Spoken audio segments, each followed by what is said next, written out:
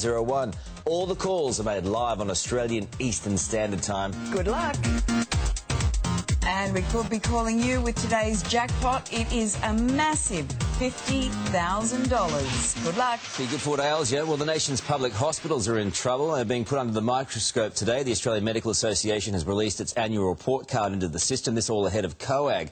Tomorrow, joining us now to discuss the report is AMA President Professor Brian Allen. Professor, good morning to you. Good morning. You've got some damning findings here. Well, unfortunately, many of the hospitals are not meeting their targets, either for the emergency departments or for elective surgery, and that's a problem that's been going on for years, despite quite a lot of investment in the system. We always hear that our hospitals are bad. What are some of the findings, the direct findings? Well, we're still only seeing 70% of our patients being seen within the, or admitted within the 4 hours.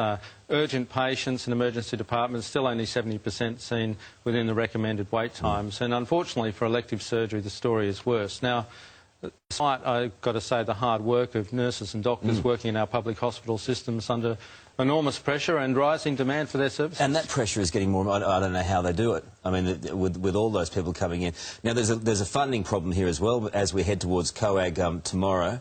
The state governments say they haven't got enough. The feds are saying you've got too much and they're looking to cut back. And there's some $80 billion they're talking about in terms of possible cutbacks. What are your thoughts on that? Well, the formula that they're going to use to fund our public hospital system from 2017 changes, and that's going to mean a drastic reduction in funding for our states. This is the biggest finance issue, not just for health, but for the states in general, for every state and territory around the country. And this is something that has to be addressed, because otherwise it won't be a matter of building capacity in our public hospital system. It will be a matter of scrambling to provide the basic clinical services. Well, there's been some speculation the federal government have said, or some have said in the past, they want to take over the hospitals. The states don't want that, understandably. They want to be parochial about that. They want the best services for themselves and the most amount of money. But somewhere in between all of that, we've got to find a compromise. Well, we've talked about the blame game between Commonwealth and state governments for a long time, and that has to end.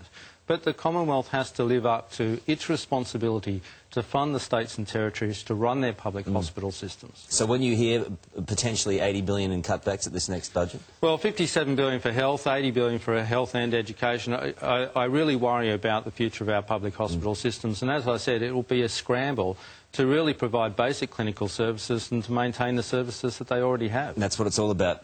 Good luck. It's not going to be an easy fight. Hopefully you can see your way through it. Thanks for your time today. Lisa. Well, coming up, honouring the